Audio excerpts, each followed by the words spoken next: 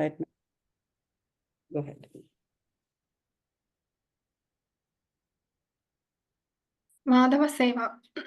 సేవ చేయడం అన్నది ఒకానొక గొప్ప కార్యక్రమం. అది మన కుటుంబ ధర్మానికి, మన వ్యాపార ధర్మానికి, మరి మన ఉద్యోగ ధర్మానికి కూడా విభిన్నమైన ఒకానొక ఉదాత్తమైన కార్యక్రమం. అయితే ఈ ప్రపంచంలో చాలామంది పండితులు, మేధావులు అనబడే వాళ్ళు కూడా సేవ మరి కర్తవ్యం అన్న రెండింటిని నిర్వర్తించటం మధ్య తేడా తెలుసుకోలేక వాటిని పొరపాటుగా అవగాహన చేసుకుంటూ ఉంటారు.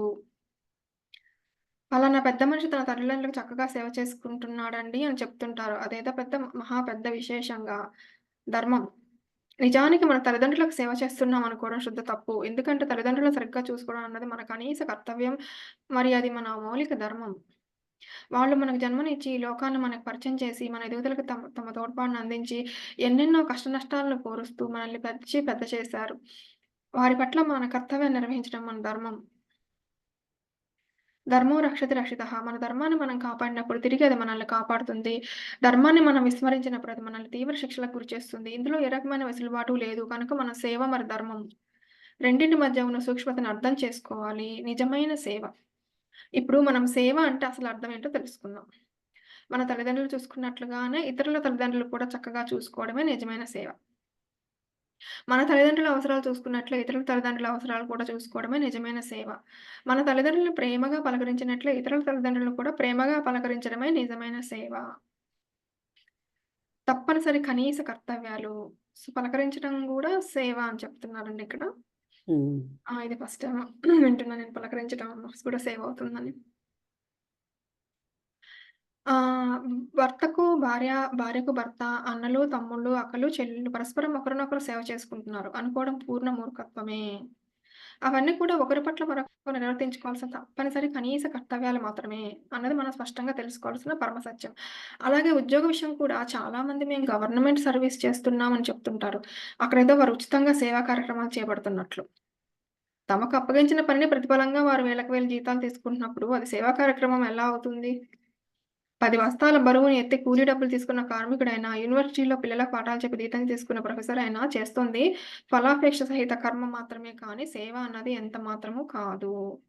శిష్యుడికి విద్యలన్నీ నేర్పి ప్రతిఫలంగా గురుదీక్ష తీసుకునేవాడు గురువు ఎంత మాత్రం కాడు. మరి అతడు చేసేది సేవ అసలే కాదు. వాళ్ళిద్దరి మధ్య సాగేది ఇచ్చిపుచ్చుకునే ఒకానొక మంచి వ్యాపారం మాత్రమే. వ్యాపారము, సేవ. ఎక్కడ వ్యాపారం ఎంత మంచి వ్యాపారమైనా అన్నది ఉంటుందో అక్కడ సేవ అన్నది ప్రవేశించజాలదు. మహాభారతంలో ద్రోణాచార్యుడు అర్జునుడికి విద్యలన్నీ నేర్పి గురుదక్షిణగా ద్రుపదుడిని పట్టుతమ్మన్నాడు. అది వాళ్ళిద్దరి మధ్య జరిగిన లావాదేవీ తప్ప మరొకటి కాదు. ప్రతిఫలాపేక్ష అన్నది సుమంత కూడా లేకుండా శిష్యుడికి తన విద్యలన్నీ బోధించే సేవా తత్పరుడైన వాడే గురువు. మిగతా వాళ్ళంతా కూడా కేవలం వ్యాపారవేత్తలే. కర్తవ్యం సేవ. సేవ అన్నది మహా గొప్ప రుణం. ఒకానొక ఆత్మ యొక్క పరిణామ క్రమంలో అనేకానేక జన్మల తర్వాత అది మొదలవుతుంది. సో, సేవ జేయడం అనేది ఎన్నో జన్మలెత్తాకనే మనం మొదలుపెడతామని ఇక్కడ చెప్తున్నారండి. పత్రిజీ గారు. ప్రారంభ జన్మలలో ఒకానొక శైశవాత్మ స్థితిలో ఉన్న ఆత్మ తన సొంత తిండి, తన సొంత త్రాగుడు, తన సొంత కుటుంబం అనే తమోగుణంలో పడి కొట్టుకుపోతూ తన సొంత కర్తవ్యాన్ని కూడా గుర్తించలేని స్థితిలో ఉంటుంది. సో, వాళ్ళు శైశవాత్మలో ఉన్నప్పుడు వాళ్ళ కర్తవ్యాన్ని గూడా వాళ్ళు సరిగ్గా చెయ్యరు అని చెప్తున్నారన్నమాట ఇప్పుడు. ఎంతసేపు వాళ్ళ గురించి మాత్రమే వాళ్ళు ఆలోచించుకుంటారు. ఈవెన్ ఫ్యామిలీ గురించి గూడా సరిగ్గా ఆలోచించరు. అలా కొన్ని జన్మలు గడిచాక ఆ ఆత్మ నా వాళ్ళు, నా ప్రాంతం, నా మతం. సో, ఇది మళ్ళీ రజోగుణం అంటున్నారు. ఇది అన్న రజోగుణ ప్రధానమైన జన్మల్లో పడి కొట్టుకుంటూ తన కర్తవ్యాన్ని తాను నిర్వహించుకుంటూ ఉంటుంది. సో, కొన్ని జన్మల తర్వాత తమోగుణం నుంచి రజోగుణంకి షిఫ్ట్ అయినప్పుడు నా వాళ్ళు, నా ప్రాంతం, నా మతం అనేది ఉంటుంది. అప్పుడు వాళ్ళ కర్తవ్యాలు వాళ్ళు సరిగ్గా నిర్వహిస్తారు. వాళ్ళ చుట్టుపక్కల ఉన్న వాళ్ళ పట్ల. కానీ రజోగుణ స్థితిలో ఉండటం వల్ల కర్తవ్యాన్ని సేవగా పొరబడుతూ ఉంటుంది. క్రమంగా వారి జన్మ పరంపరలో భాగంగా సత్వగుణ స్థాయిలో జన్మలు తీసుకుంటూ, తమ కర్తవ్యాలను తాము నిర్వహించుకుంటూనే మిగిలిన సమయంలో సేవా కార్యక్రమాలు కూడా చేపడుతూ తృప్తి చెందుతారు. సో, సత్వగుణ స్థాయిలో ఉన్నవాళ్ళు వాళ్ళ కర్తవ్యాలు చేసుకుంటూ ఖాళీ సమయంలో సేవా కార్యక్రమాలు చేస్తూ తృప్తి చెందుతారు. కర్తవ్యం మరి సేవ రెండిటికి మధ్య ఉన్న తేడాను వాళ్ళు గ్రహించగలుగుతారు. కానీ ఆ సేవా కార్యక్రమాలు చాలా వరకు కనీస స్థాయిలోనే ఉంటుంటాయి. ఇక జన్మ పరంపరలో ఉత్తమ స్థాయి అయిన నిర్గుణ స్థితిలో జన్మలు తీసుకునే వాళ్ళు చేపట్టే సేవా కార్యక్రమాలు పతాక స్థాయిలో ఉంటాయి. వాటిని చేస్తున్నప్పుడు వారిలో కలిగే ఆనందం అంతా ఇంతా కాదు. సో, ఇప్పుడు మామూలుగా సత్వగుణంలో కొద్ది రోజులు సేవ చేసిన తర్వాత మళ్ళీ నిర్గుణ స్థితికొచ్చినప్పుడు వాళ్ళు జేసే సేవ అనేది చాలా పతాక స్థాయిలో ఉంటుంది. అందులో వాళ్ళకి కలిగే ఆనందం గూడా అన్‌లిమిటెడ్ అని చెప్తున్నారండి. ఉత్తమ స్థాయి అయిన నిర్గుణ స్థితి జన్మలు తీసుకునేవాళ్ళు. ఎవ్వరికీ భయపడకుండా, ఎవ్వరికీ అజ్ఞానపు సలహాలను పాటించకుండా, ఎవ్వరి బెదిరింపులకు లొంగకుండా వీరు చేపట్టే అద్భుత సేవా కార్యక్రమాలు చరిత్రనే మేలు మలుపు తిప్పుతుంటాయి. సో, అలా ఎవరైతే ఉత్తమ స్థాయి నిర్గుణ స్థితిలో వాళ్ళు చేసే సేవల వల్ల చరిత్రనే ఒక మలుపు తిప్పుతుంటారు. ఆ సేవ చరిత్రనే మలుపు తిప్పుతుంటుంది. ఒకానొక గౌతమ బుద్ధుడు, ఒకానొక యేసుక్రీస్తు, ఒకానొక వేదవ్యాసులు, మదర్ తెరీసా, గాంధీ మహాత్ముడు, బ్లావెట్స్‌కి చేపట్టిన పతాక స్థాయి సేవా కార్యక్రమాలు ఈ కోవకే చెందుతాయి. సో, వీళ్ళంతా ఉత్తమ స్థితి అయిన నిర్గుణ స్థితిలో ఉన్నవాళ్ళని చెప్తున్నారు. గౌతమ బుద్ధుడు, యేసుక్రీస్తు, వేదవ్యాసులు, మదర్ తెరీసా, గాంధీ మహాత్ముడు, బ్లావెట్స్‌కి. సో, అందుకనే వాళ్ళు చేపట్టిన సేవ అనేది చాలా పతాక స్థాయి చేరుకుంది అని చెప్తున్నారిక్కడ. సేవా చక్రవర్తిత్వం. ప్రారంభ జన్మల్లో నీటిబొట్టులా మొదలైన సేవా దృక్పథం అన్నది అనేక వందల జన్మల్లో వాగులుగా, నదులుగా రూపుదిద్దుకుంటూ సముద్రంగా ప్రచండంగా మారి చివరికి సేవా చక్రవర్తి స్థితి అయిపోతుంది. సో, ఆ సేవా చక్రవర్తిత్వం అంటే ఎవరైతే ఉత్తమ స్థితి అండ్ నిర్గుణ స్థితిలో ఉండి సేవ జేస్తారో వాళ్ళకి ఆ సేవా చక్రవర్తిత్వం వచ్చిందని చెప్తున్నారిక్కడ. ఫస్ట్ మాత్రం సేవ అనేది నీటి బొట్టులా ఉంటుంది దృక్పథం. తర్వాత కొన్ని జన్మల తర్వాత అది నీటి బొట్టు కాస్త వాగులుగా, నదులుగా అవుతూ చివరికి సముద్రంగా మారుతుంది ప్రచండంగా. ప్రారంభ జన్మల్లో సేవా దృక్పథంలో అతి సామాన్యంగా ఉన్న మన వ్యక్తిత్వం సేవా తత్పరతతో పరిపుష్టమవుతూ, చిట్ట చివరి జన్మ కల్లా సేవా చక్రవర్తులైన గౌతమ బుద్ధునిగా, యేసుక్రీస్తుగా, వేదవాసుడిగా పరాకాష్ఠ చెందుతుంది. సేవా దృక్పథం, సేవా తత్పరత, సేవా చక్రవర్తిత్వం అన్నీ సేవ చేయడంలోని వివిధ దశలు. సో, ఫస్ట్ దృక్పథం అలవాటవుతుంది. తర్వాత తత్పరత అలవాటవుతుంది. అంటే అదొక హాబిట్ లాగా వాళ్ళకి. తర్వాత చక్రవర్తిత్తులవుతారు అందులో సేవలో. అసలైన తృప్తి. సేవ అన్నది ఎంత చేస్తే మనకంత నిజమైన తృప్తి వస్తుంది. మన భోగాన్ని మనం చూసుకోవడంలో, మన ధర్మాన్ని మనం నిర్వర్తించుకోవడంలో తృప్తి లాంటిది ఉన్నా, అసలైన తృప్తి మాత్రం ఆధ్యాత్మిక సేవ చేయడంతోనే మొదలవుతుంది. మరి అది సేవ చేస్తున్న వారికే అర్థమవుతుంది. సో, మనలో అసలైన తృప్తి రావాలంటే ఆధ్యాత్మిక సేవ చేయాలని చెప్తున్నారు. సంగీతం తెలియని వాడికి అందులోని మాధుర్యం అందనట్లే, చదరంగం ఆడని వాడికి అందులోని ఎత్తుపై ఎత్తు తెలియనట్లే, సేవ చేయని వాడికి జీవితంలో ఆనందం అన్నది తెలియదు గాక తెలియదు. ధ్యాన ప్రచారం చేస్తున్న వాళ్ళని చూసి, "ఏమిట్రా పిచ్చోళ్ళ ఊరికే అలా ధ్యానం అంటూ తిరుగుతావు. ఏదో ఒక ఉద్యోగం చేసి ఇంకో 3,00,000 సంపాదిస్తే ఇంట్లో ఇంకో 3 ఫ్రిడ్జ్‌లు, 3 ఏసీలు కొనుక్కోవచ్చు కదా! ఈ కొత్త కారు అమ్మేసి ఇంకో 10,00,000 పోసి ఇంకో కొత్త కారు కొనుక్కోవచ్చు కదా!" అంటూ ఉచిత సలహాలిస్తుంటారు. సో, అంటే సేవలో లేని వాళ్ళకి సేవ ద్వారా వచ్చే తృప్తి, మాధుర్యం అర్థం కాదని చెప్తున్నారిక్కడ. అర్థం కాక వాళ్ళు మనకి మెటీరియల్ వరల్డ్‌లో ఉన్న సలహాలిస్తుంటారనమాట. స్వామి రామ. హిమాలయ యోగి స్వామి రామ వారు తమ గురువుగారి వద్ద ఉండి ధ్యాన సాధన చేసుకుంటున్నప్పుడు, దేశంలో జరుగుతున్న సహస్రోద్యమ వార్తలు వారిని నిలవనీయకపోతూ ఉండేవి. నేను కూడా వెళ్లి సహస్రోద్యమంలో పాల్గొంటానండి అంటూ వారు తమ గురువుగారిని అడగగా, "నువ్వు ఓ బుద్ధుడిలా కావాలి. ముందు ఆ సాధన చెయ్యి. ఆ తర్వాతే నువ్వు చేయబోయే ఆధ్యాత్మిక సేవ అన్నది ఇప్పుడు నువ్వు చేయాలనుకున్న దేశ సేవ కంటే చాలా గొప్పది." సో, స్వామి రామ గారు గురువుగారు దేశ సేవ కంటే గూడా ఆధ్యాత్మిక సేవ గొప్పది. నువ్వు ముందు బుద్ధుడివయ్యి, ఆ తర్వాత సాధన ద్వారా, ఆ తర్వాత ఆధ్యాత్మిక సేవ చెయ్యి. దేశ సేవ కంటే గూడా అని చెప్పారనమాట. ఆ గొప్ప సేవ చేయడానికే నువ్వు జన్మ తీసుకున్నావు కనుక, అంటే ఆయన దేశ సేవ కంటే గూడా ఆధ్యాత్మిక సేవ జేయడానికే జన్మ తీసుకున్నారు. ఇప్పుడు నీ విలువైన సమయాన్నంతా నీ సాధనలో పెట్టు అంటూ వారు తమ శిష్యునికి సరైన దిశానిర్దేశం చేశారు. సో, తను ఇక్కడికి పంపిస్తారు గదా! తన గురువుగారే తనని అమెరికా వెళ్ళమని పంపిస్తారు. అక్కడ ఆధ్యాత్మిక సేవ చేయాలి అని పంపిస్తారు. ఇక్కడ బుక్‌లో వింటున్నాను. అంటే మన మన మన మతం గురించి, మనం చేయాల్సిన దాని గురించి చెప్పాలా అంటే, లేదు నువ్వు దానికోసం గాదు.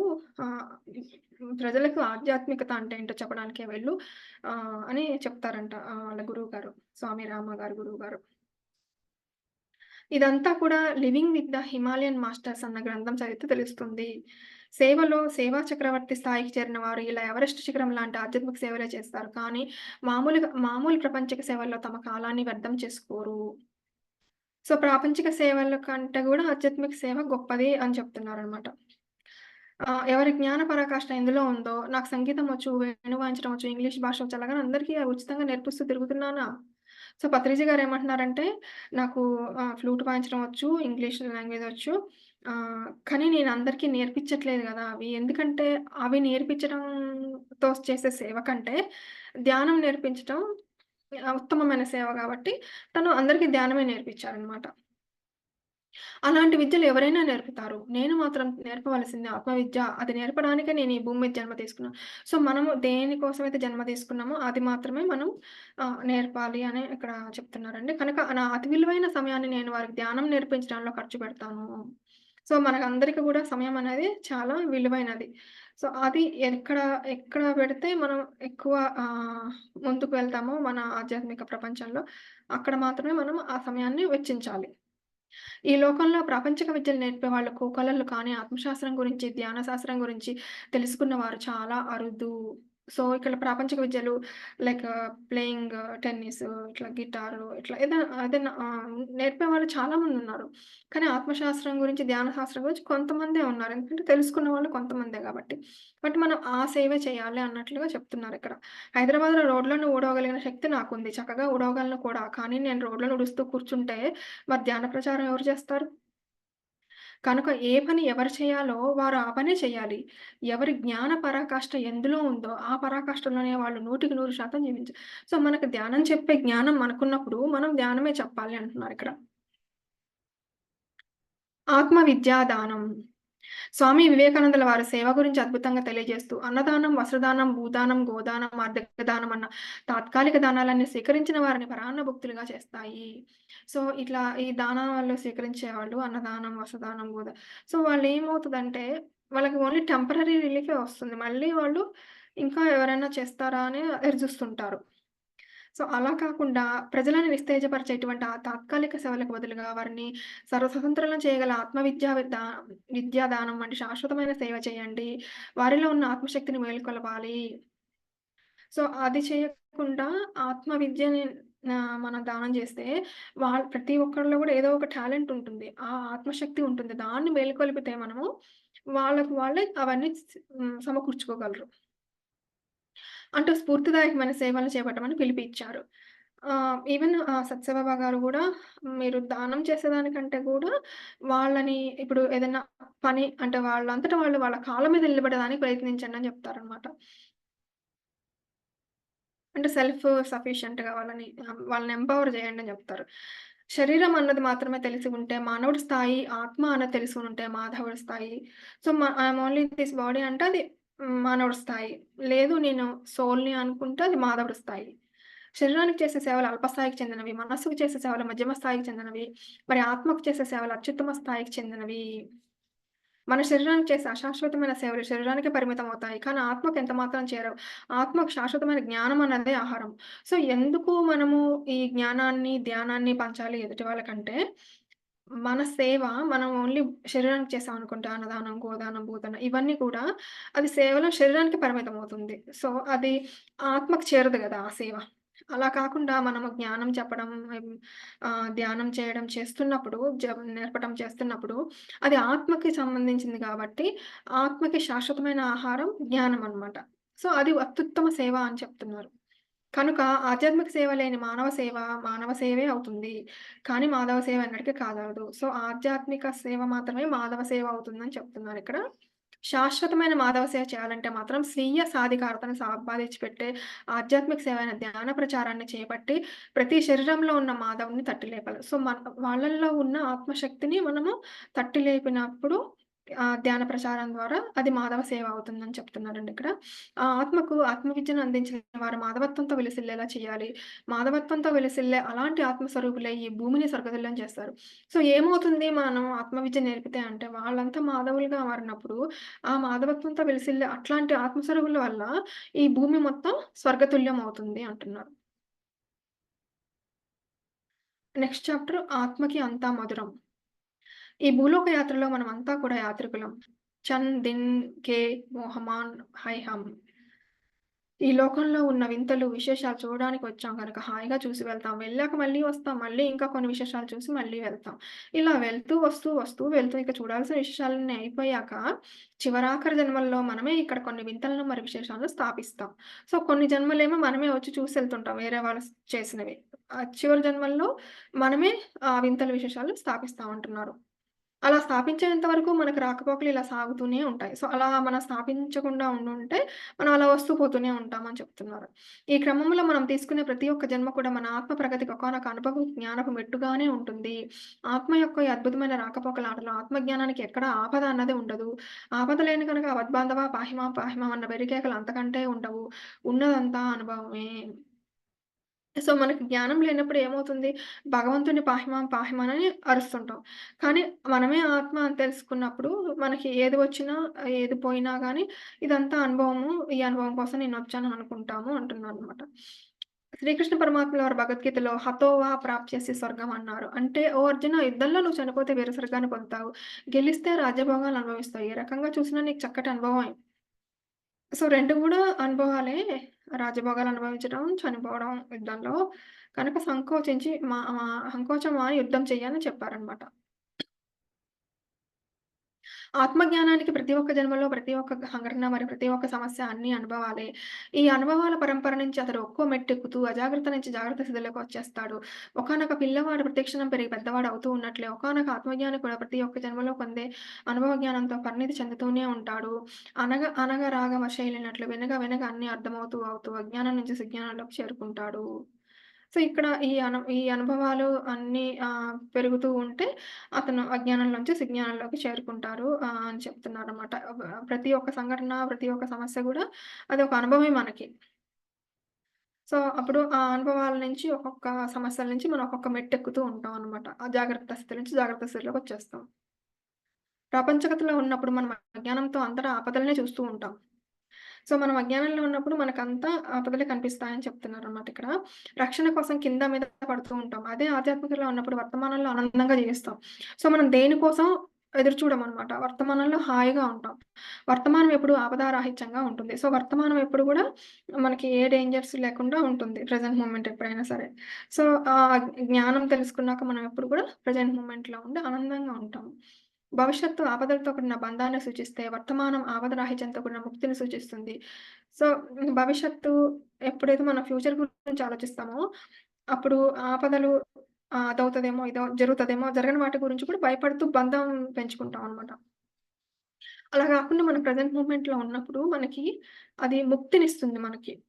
మన జీవితానికి. జీవితంలో ఉత్సవాన్ని నింపుతుంది. సో, ఆనందంగా ఉంటాము. ఉత్సవాలు చేసుకుంటాము జీవితంలో. మనం ప్రెజెంట్ మూమెంట్‌లో ఉన్నప్పుడు. అందుకే మనం ప్రతి క్షణం వర్తమానంలో జీవిస్తూ జీవితాన్ని ఉత్సవంలా మార్చుకోవాలి. అప్పుడే ఆత్మస్వరూపులుగా మనం చచ్చినా చావమన్న సత్యాన్ని తెలుసుకొని చావు భయం నుంచి నిర్భయత్వంలోకొచ్చేస్తాము. ఆత్మస్వరూపులమైన మనం మానవులుగా ఎన్నెన్నో జన్మలు ఎత్తి ఎత్తి ప్రకృతితో మమేకం అయ్యి చివరాఖరి ఈ ప్రకృతినే జయించి దేవుళ్ళుగా రూపుదిద్దుకున్నాము. జీవాత్మలమైన మనం పరమాత్మలుగా ఎదిగాము. ఆత్మ యొక్క ఈ రాకపోకల మహా ఆటలో మనకు మానం లేదు, అవమానం లేదు, సుఖం లేదు, దుఃఖం లేదు, అదృష్టం లేదు, దురదృష్టం లేదు, ఆపద లేదు, రక్షణ లేదు, కలిమి లేదు, లేమి లేదు, జననం లేదు, మరణం లేదు. సో, ఇదంతా ఒక గేమ్ అంటున్నారు. జీవితం అనేది ఒక గేము. ఆట అన్నమాట. మహా ఆట. ఒక గొప్ప గేము. అందులో మనం అనుకుంటాం అది అవమానము, ఇది మానము, ఇది సుఖము, అది దుఃఖము, అదృష్టము అదంతా ఏది లేదు. ఇది ఒక ఆత్మ యొక్క రాకపోకలతో ఇది ఆడే ఆట అని తెలుసుకోవాలని చెప్తున్నారండి ఇక్కడ.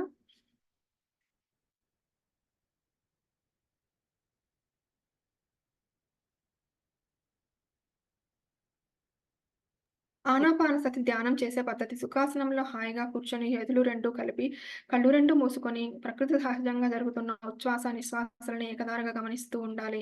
ఏ దేవతా రూపాన్ని, ఏ గురు రూపాన్ని ప్రత్యేకంగా ఊహించుకోరాదు. ఏ దైవ నామస్మరణ ఉండరాదు. మామూలుగా జరుగుతున్న ఉచ్ఛ్వాస, నిశ్వాసాలని ఆహ్లాదంగా గమనిస్తూ ఉండాలి. మధ్య మధ్యలో అనేక ఆలోచనలు వస్తున్నా వాటిని ఎప్పటికప్పుడు కట్ చేస్తూ మళ్ళీ మళ్ళీ శ్వాస మీదకే ధ్యాసను మరల్చుతూ ఉంటే క్రమక్రమంగా ఆలోచన రహిత స్థితి కలుగుతుంది. మనస్సు నిర్విషయం, పరిశూన్యం అయిపోతుంది. ఇదే ధ్యానం ధ్యాన స్థితి. ఈ విధమైన ఆలోచన రహిత స్థితిలో కలిగే అనేక శారీరక నాడీమండల ఆత్మానుభవాలు శ్రద్ధగా గమనిస్తూ ఉండాలి.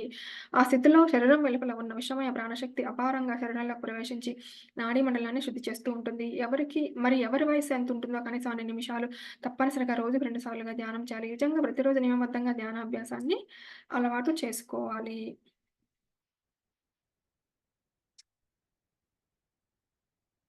గౌతమ్ గారు.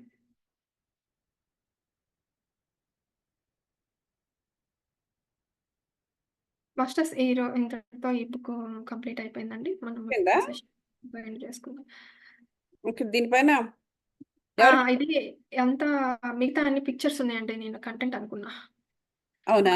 7 పిక్చర్ యాహ్! Pages pictures. ఏమైనా క్వెషన్స్ ఉన్నాయా ఎవరికైనా? మనము రికార్డ్ ఎండ్ చేసుకోవాలండి. క్వెషన్స్ ఏమైనా ఉంటే వాటి సమాధానాలు కూడా రికార్డ్ అవుతుంది. ఏముంది? క్రాంతి గారు, ఇప్పటి వరకు జరిగిన ఎపిసోడ్స్‌లో మీకు మొదటి నుంచి ఇప్పటి వరకు ఎటువంటి క్వెషన్ ఉన్నా అడగవచ్చండి. అలాగే శైలజ గారు, పద్మజ గారు, నవ్య అండ్ మాధవి గారు. Any questions? పోనీ దీనికి దాంట్లో స్పెసిఫిక్ క్వెషన్స్ కాకపోయినా మీకు ఎటువంటి ఆ! క్వెషన్స్ ఉన్నాయా? ఇంకొకటి ఉందండి. ఒక్క పేజ్ ఉందండి. అది కూడా చదవనండి. ఒక్క పేజ్ చదవండి. మధ్యలోనే మిస్ అయ్యాను. పిరమిడ్ ధ్యానంలో 18 ఆదర్శ సూత్రాలు. సరైన ధ్యానం అంటే ఆనాపానసతిని క్రమం తప్పకుండా అభ్యాసం చేయడం. ఆనాపానసతి ధ్యానాన్ని అందరి చేత చేయించడం. క్లిష్టమైన హఠయోగ ప్రాణాయామాలు ఏమాత్రం లేవు. అది ఒకటవ సూత్రం. రెండవది సరైన ఆత్మ విజ్ఞానాన్ని అందించే పుస్తకాలను స్వామి రామ, యోగానంద పరమహంస, ఓషో, అనిబిసెంట్, టార్కమ్, సర్డారియన్ ఇత్యాది గ్రాండ్ మాస్టర్ల యొక్క గ్రంథాలను అధ్యయనం చేయడం. సో, బుక్ రీడింగ్ రెండో సూత్రం. మూడో సూత్రము ధ్యానానుభవాలను ఇతరులతో పంచుకోవడం. సో, మనకు ధ్యానంలో వచ్చే అనుభవాల్ని ఇతరులతో పంచుకోవాలి. అందరి ధ్యానానుభవాల్ని శ్రద్ధగా కూడా వినాలి. ఇది మూడవ సూత్రము. నాలుగవది వీలైనంత వరకు మౌనాన్ని అలవరుచుకోవడం. అనవసరమైన ప్రాపంచిక మాటలు పూర్ణంగా నిషిద్ధం. ఐదవది పౌర్ణమి ధ్యానం తప్పనిసరి. సామూహికంగా ధ్యానాలు చేయడం. సో, పౌర్ణమి ధ్యానం ఐదో సూత్రం అండి. సామూహికంగా ధ్యానాలు చేయడం గూడా. పౌర్ణమి ధ్యానము సామూహిక గ్రూప్ మెడిటేషన్స్ చేయాలని చెప్తున్నారు ఐదో సూత్రంలో. ఆరో సూత్రం ధ్యానానికి పిరమిడ్ శక్తిని వినియోగించుకోవడం. సో, పిరమిడ్ శక్తిని వినియోగించుకోవాలి మనకు వీలైతే. ప్రతి ఇంట్లో పిరమిడ్‌లు ఏర్పాటు చేసుకోవాలని చెప్తున్నారు. ఏడవది అల్లోపతి మందులను పూర్తిగా మానివేయటం, సర్వదా ధ్యానాన్నే శరణు వేడుకోవడం. ఎనిమిదవది కోడిగుడ్లతో సహా మాంసాహారాన్ని త్యజించడం, శాకాహారంలో పరిమిత ఆహారమే యుక్తం. సో, శాకాహారం గూడా పరిమితంగా తీసుకోవాలని చెప్తున్నారు. తొమ్మిదవది ప్రకృతితో సహజీవనం గడుపుతూ ఉండటం, ఇతోధికంగా అడవుల్లో ట్రెక్కింగ్‌లు చేస్తూ ఉండటం. పదవది ప్రత్యేక వేషధారణ ఉండకపోవడం, వ్యర్థమైన కర్మకాండాలు చేయకపోవడం. 11 చిన్ననాటి నుంచే పిల్లలకు తప్పనిసరిగా ఆనాపానసతి ధ్యానాల ప్రశిక్షణ ఇవ్వటం. 12వ సూత్రం ప్రతి ఒక్కరు గురువులుగా తయారవ్వటం, శిష్యులుగా కాకుండా మాస్టర్‌లుగా వెదజిల్లాలి. 13వది ధ్యాన శిక్షణ కార్యక్రమాల డబ్బు తీసుకోకపోవడం. గురువుకి, శిష్యుడికి మధ్య ఉండేది కేవలం స్నేహమే. సో, స్నేహబంధం మాత్రమే ఉండాలి గురువుకి, శిష్యుడికి మధ్య. డబ్బు అనే వ్యాపార బంధం ఉండకూడదని చెప్తున్నారండి 13వ సూత్రంలో. 14వ సూత్రం విగ్రహారాధన సంపూర్ణంగా నిషిద్ధం. ఆత్మ సత్యారాధనకి అంకితం కావడం. సో, విగ్రహాన్ని ఆరాధించకుండా ఆత్మలో ఉన్న సత్యాన్ని తెలుసుకోవడానికి మనం అంకితం కావాలని చెప్తున్నారు. 15వది ఎవరి జీవిత సమస్యలను వారే సొంత ధ్యాన శక్తితో పరిష్కరించుకోవాలి. అంటే అక్కడ ఇక్కడ పరిగెత్తకుండా మన సమస్యలు పరిష్కరించుకోవడానికి మనమే ధ్యానంతో పరిష్కరించుకోవాలని చెప్తున్నారు. 16 గృహస్థ జీవితాన్ని ఆత్మానందంగా గడపడం, ఇతరుల వ్యక్తిగత విషయాల్లో వేలు పెట్టకపోవడం. సో, నాన్ ఇంటర్ఫిరెన్స్ 16వది. ఇంకోటి మన జీవితంలో మనం ఎప్పుడు హ్యాపీగా ఉండాలని చెప్తున్నారు ఆత్మానందంతో. 17 అన్ని గ్రామాల్లో, అన్ని పట్టణాల్లో పిరమిడ్ ధ్యాన కేంద్రాలను విధిగా సో, అన్ని పిరమిడ్ సెంటర్స్‌ని పెట్టాలి. ఆ గ్రామాల్లో, పట్టణాల్లో అంటున్నారు 17. 18 స్వీయ ధ్యానానుభవాలను, స్వీయ ఆధ్యాత్మిక పురోగతి విశేషాలను గ్రంథాల రూపాల్లో ప్రచురించడం. సో, మన అనుభవ జ్ఞానాన్ని మనం పుస్తకం రాయటం 18వ సూత్రం అని చెప్తున్నారు ఇక్కడ. సూపర్ అండి. చాలా బాగా తీసుకొచ్చారు మొత్తం ది ఎంటైర్ బుక్‌ని. Thank you so much. Welcome అండి. Thanks for giving me opportunity. My pleasure. Ah, ఇది చాలా ముఖ్యమైన 10 సూత్రాలు కూడా అందరూ కూడా ఇంపార్టెంట్‌గా వ్రాసుకొని పాటించవలసినవండి. సో, ఇప్పుడు అనుభవాలని కూడాను మనకి ఫస్ట్ మొదటి చాప్టర్‌లో యొక్క థర్డ్ పార్ట్‌లో అనుకుంటా ఇదే బుక్‌లో పత్రిజీ గారు ఏం చెప్పారంటే, ఆయన ప్రతి ఒక్క చక్రం గురించి కూడా చెప్పారు, వివరించారు. ఒక్కొక్క చక్రం దగ్గర ఉన్న పాజిటివ్ అండ్ నెగెటివ్ సైన్స్ అన్నీ కూడా చెప్పుకొని వెళ్ళారు. అనాహత చక్రం గురించి కూడా చెప్పారు. మనకు అనాహత చక్రము దగ్గర నుంచి వచ్చే అనుభవాలు అంటే ఆ స్థాయికి పెరిగిన తర్వాత వచ్చే అనుభవాలు డిఫరెంట్గా ఉంటాయి. ఇప్పుడు కింద చక్రాల స్థాయిలో ఉన్నప్పుడు ఉండే అనుభవాల కన్నా. ఎందుకంటే కింద చక్ర స్థాయిలో ఉండే అనుభవాలన్నీ కూడా కర్మయోగానికి సంబంధించినవి. అంటే ఏంటి? మనం ఆ కర్మని చెయ్యడము, అనుభవించడము, దాని నుంచి వచ్చే జ్ఞానాన్ని ప్లస్ దాంతో పాటుగా వచ్చే అనుభవాన్ని, దాంతో పాటుగా వచ్చే స్పిరిచ్యువల్ విజ్డమ్‌కి సంబంధించినది. సో, అది ఒక్కొక్క స్థాయి నుంచి మనము ఎదుగుతూ ఉండాలి అంటే, ఆ స్పిరిచ్యువల్ విజ్డమ్ అనుభవిస్తూ, అమలు జరుపుతూ, దాని నుంచి జ్ఞానాన్ని, విజ్డమ్‌ని తీసుకుంటూ మన పైకి ఎదగవలసి ఉంటుందనమాట. అనాహత చక్రం దగ్గరికి. అక్కడి నుంచి మనకొచ్చే అనుభవాలన్నీ కూడా ఇట్ ఈస్ అక్కడున్న కాన్షియస్‌నెస్ డిఫరెంట్‌గా ఉంటుంది. అంటే ఏంటంటే, మనము అక్కడి నుంచి పూర్ణాత్మతోటి, పరమాత్మతోటి కనెక్ట్ అయిపోతూ ఉంటాం అనమాట. కర్మయోగం నుంచి జ్ఞానయోగానికి వెళ్ళిపోతూ ఉంటాము. ఆధ్యాత్మికత అక్కడి నుంచి స్టార్ట్ అవుతుంది. సో, ఆ అనుభవాలని షేర్ చేసుకోవాలని చెప్పారు అక్కడ. మళ్ళీ అది చాలా ఇంపార్టెంట్ అక్కడ. అంటే ఎటువంటి అనుభవాల్ని మనము ఇతరులతో పంచుకోవాలి అంటే, ఆ అనుభవం ఏ విధమైన ఎటువంటి అనుభవం అయి ఉండాలి అంటే, మనకు మన కాన్షియస్‌నెస్‌ని ఎక్స్‌పాండ్ చేసే విధంగా ఉండాలి. అంటే అటువంటి అనుభవం నుంచి వచ్చే విజ్డమ్‌ని మనం షేర్ చేయాలి. అనుభవాన్ని కాదు, అనుభవం నుంచి వచ్చే విజ్డమ్‌ని షేర్ చేయాల్సి ఉంటుందనమాట. So, there is a difference. ఒక చిన్న మాటలో చాలా డిఫరెన్స్ ఉంటుంది. అంటే మనం ఈ అనుభవాల్ని షేర్ చేయడం అంటే, అనుభవంతో పాటుగా అక్కడ స్పిరిచ్యువల్ విజ్డమ్ గూడా ఉండాలి. అనుభవాన్ని చెబుతూ విజ్డమ్‌ని షేర్ చేయాలనమాట. సో, ఇది ఇంపార్టెంట్‌గా మనము అర్థం చేసుకోవాల్సినది. So, I am just trying to tell you. Yeah! Any questions please?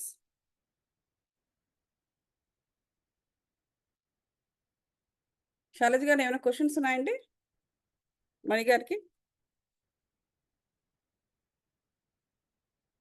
If no questions it's good. లేదు గౌతమ్ గారు వింటున్నా. వింటున్నారా? నేను మ్యూట్ లో ఉన్నా, దూరంలో ఉన్నానని ఫోన్ ఛార్జింగ్ పెట్టినాను. Yeah! No problem. Thank you. Yeah! Thank you Mani. Thank you Gautam garu. ఏదైనా క్వెషన్స్ ఏమైనా ఉంటే మీరు ఎనీ టైమ్ అడగవచ్చు. That's not a problem. Thanks అండి. సో, ఎవరైనా ఏమైనా మాట్లాడదలుచుకుంటున్నారా?